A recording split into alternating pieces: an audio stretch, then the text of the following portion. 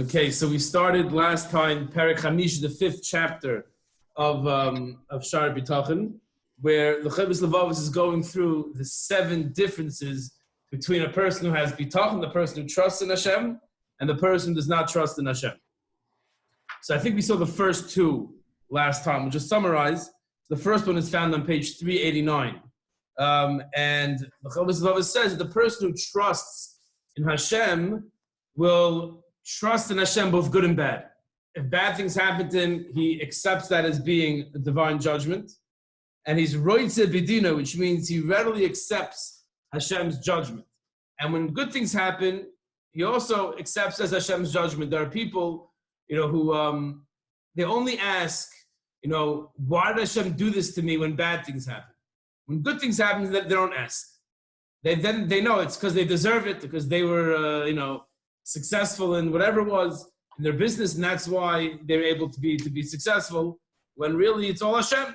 So a Yid who, the irony is, a person who recognizes Hashem both good and bad, that's the Baal Bitachon.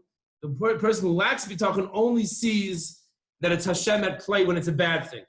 When it's a good thing, they take credit for themselves. So that's one difference between the Baal Bitachon and the non-Baal Bitachon.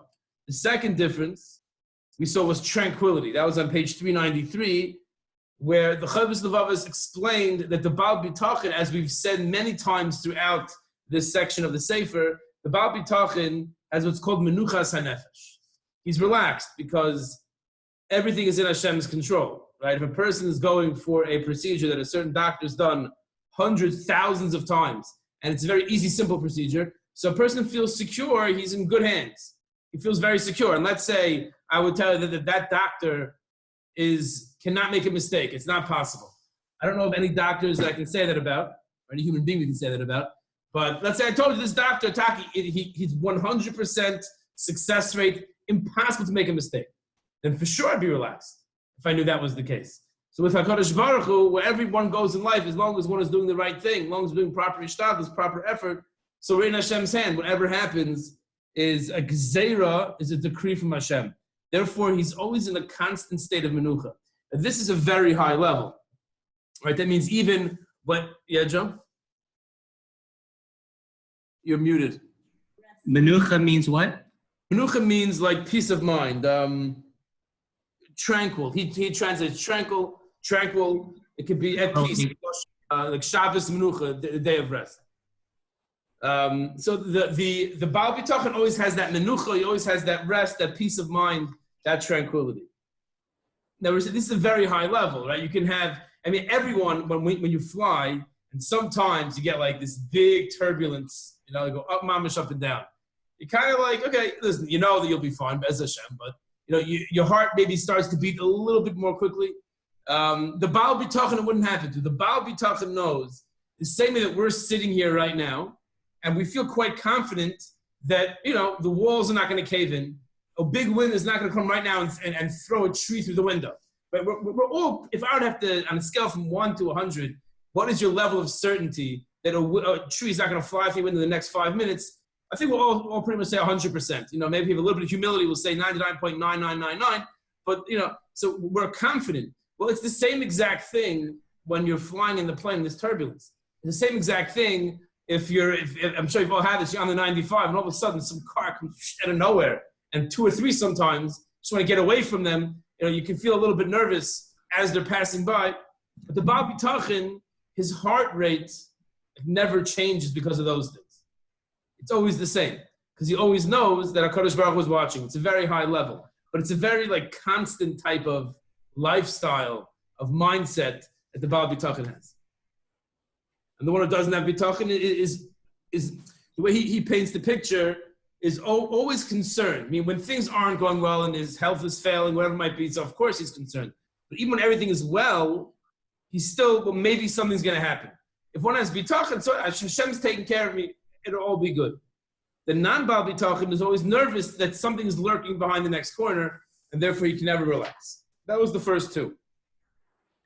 The third difference on page 395, Hashlishi, that one who trusts in Hashem, even if he utilizes the means as Rabbi Miller says, to earn a livelihood, to protect one's health, to ensure one's safety.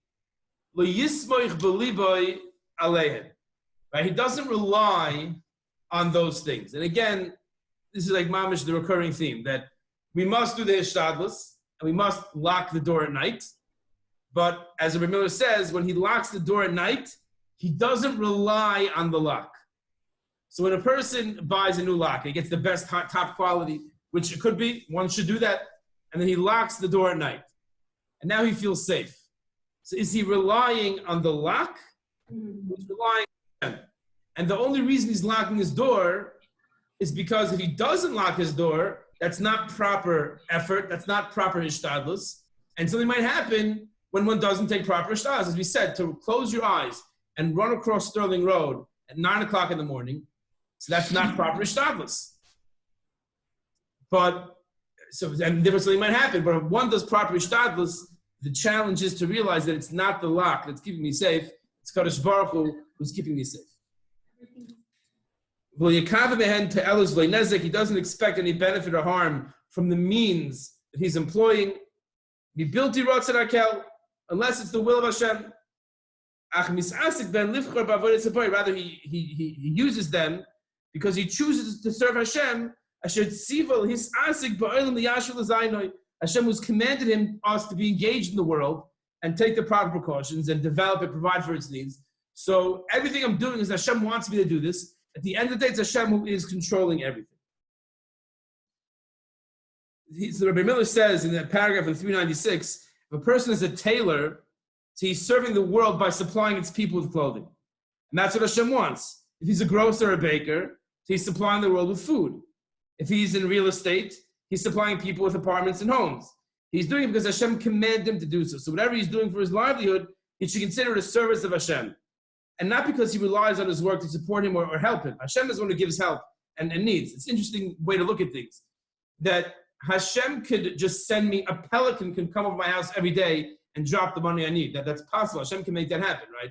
So why does Hashem make a person work? Because obviously the world needs what that person is providing. So it's avodas Hashem. I'm only working, that's what Hashem wants me to do. Because the money that the person makes, that can come from anywhere. So it's the profession that a person chooses, that is all Ratzon Hashem. As we said a couple of times, as a mice, the Brisker Rav used to say over. The Brisker Rav usually did not say over Hasidic mice. This one he said over. That there was a certain Rebbe, if you davened with this Rebbe on Rosh Hashanah, he could tell you what you davened for, this Hasidic Rebbe, and he'll tell you what Hashem answered. Whether Hashem answered one's tefillah.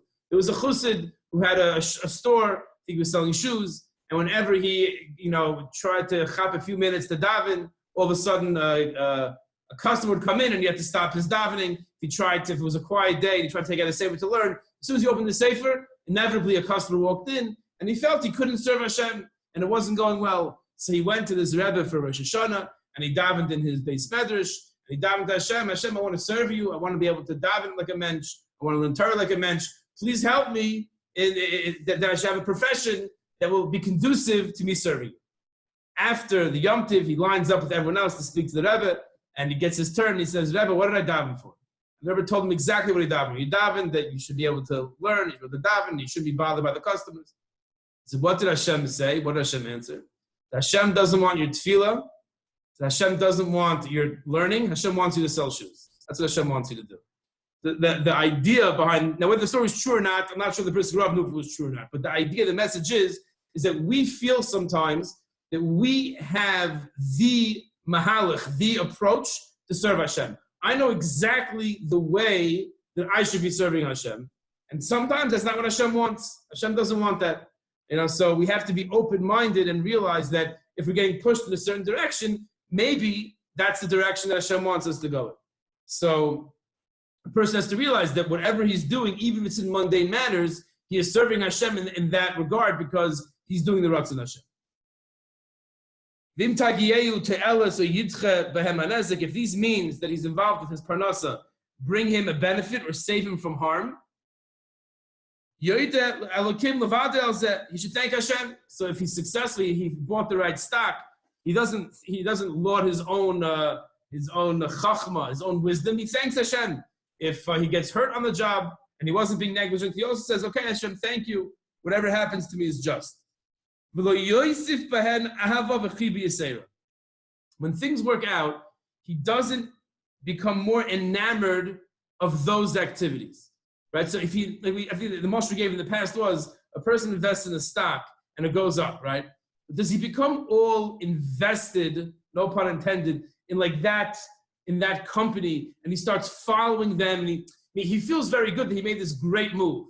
And then he can start researching the company and listening to their meetings and all these things that he doesn't need, as no shaykhs to him. But since this was matzliach, this was successful, there's a human tendency to grab onto it. That, says the Chovos Halevavos, is a person who is running after the means. It's Hashem that made him successful, so the conduit was that stock, but there's no reason to now get all involved and excited about that stock. He shouldn't increase his confidence in that. Rather, his trust in Hashem should go stronger. Than Baruch Hashem, Hashem sent him the right direction. And in his mind, he relies on Hashem, independent of the means of his success. He knows that Hashem is always sending the pelican to drop the money over our house. But sometimes it looks differently, but it's always Hashem that's coming and directly giving us our success. Page 398. If the means do not help him, he knows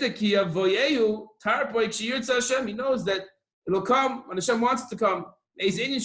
Whatever manner Hashem wants it to come, he does not become disgusted with what he was involved with because it didn't work out.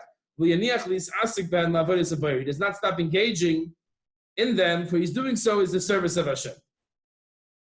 So just because it's not working out, that doesn't mean he's going to start hating what he's doing. That being said, if the trends are changing, and a person, let's say, he's selling film for cameras, and all of a sudden everything's going digital, so that's foolish to say, well, my avoid in life is to sell camera films, even if no one's using it, although now I hear it's back in vogue. But until recently, no one was using it for a period of time. So you gotta figure out now how I should change my business model that I should make money. But at the end of the day, a person should realize that it's all from HaKadosh Baruch Hu and nothing to do with him. And the non-trusting person, he utilizes the means that he has available because of his confidence in them. It's very dark. It's a very gentle point here.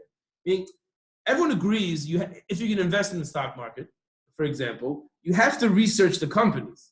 You don't just do eeny, meeny, miny, mo, close your eyes and plop down X amount of money on a stock. Of course you have to research. But the difference between the Baal Bitachon and non-Baal Bitachon is the Baal Bitachon realizes what I did was absolutely nothing. I did my ishtailus, and it all comes from Hashem.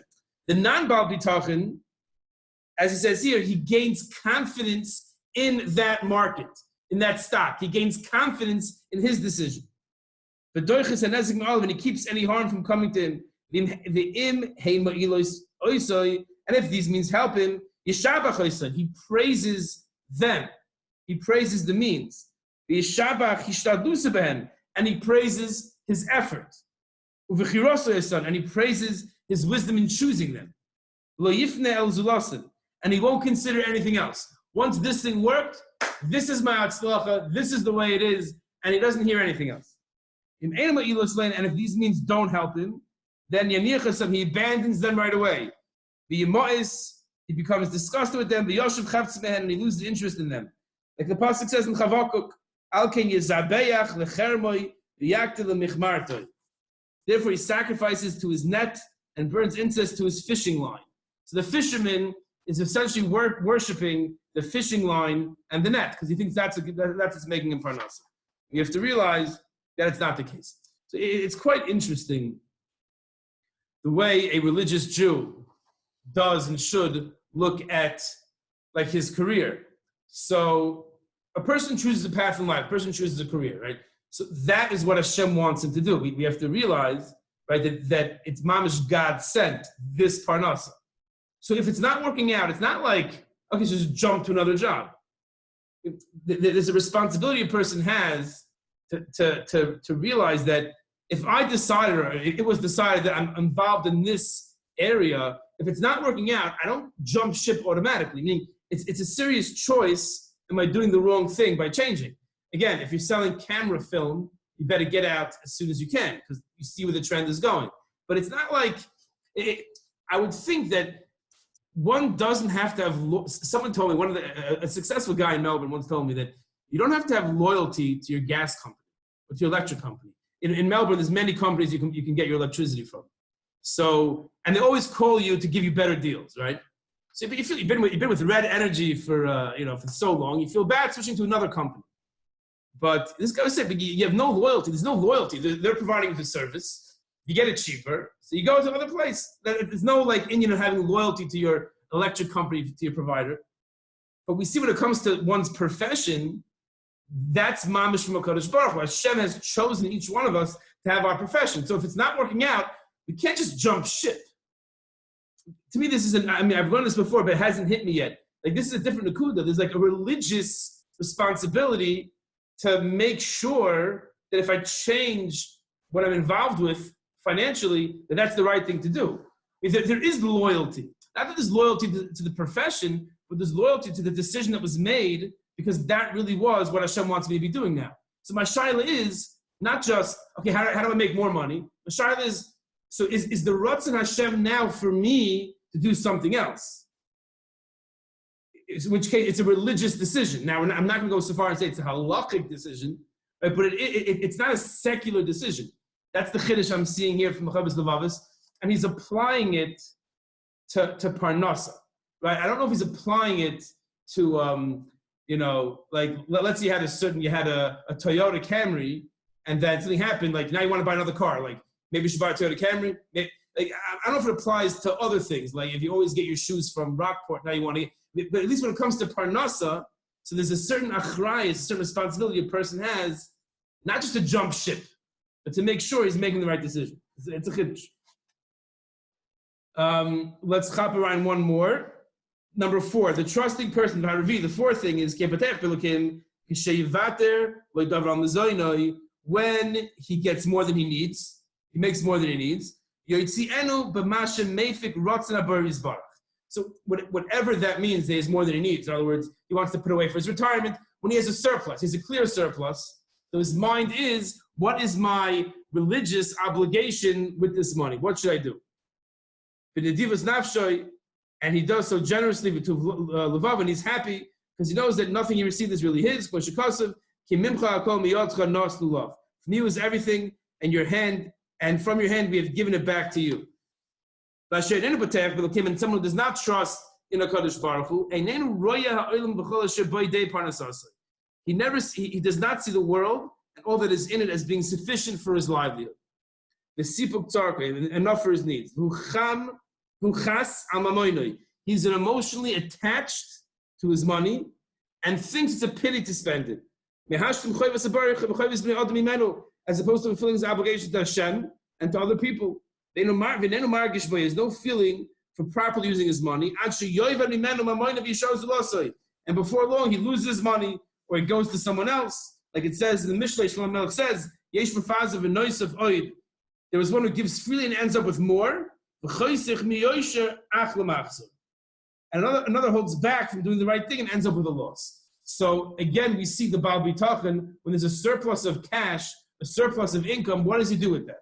Does he put that towards religious needs, or does he just, keep on taking more and more? The way Rabbi Miller is explaining it, the Baal Bitachon, it's possible for him to get to a point where there is a surplus. The non-Baal Bitachon never has a surplus because he always wants more. The Baal Bitachon says, okay, I have what I need, now I have extra. What does Hashem want me to do with this pikadon, with this item that's his, that he's given me? What should I do with it? That is the fourth difference between the Baal Bitachon and the non-Baal Bitachon. So we'll hold here, and Be'ezras Hashem will pick up on Sunday. Thank you, Rabbi. Okay, my pleasure. Have a wonderful Shabbos, everyone.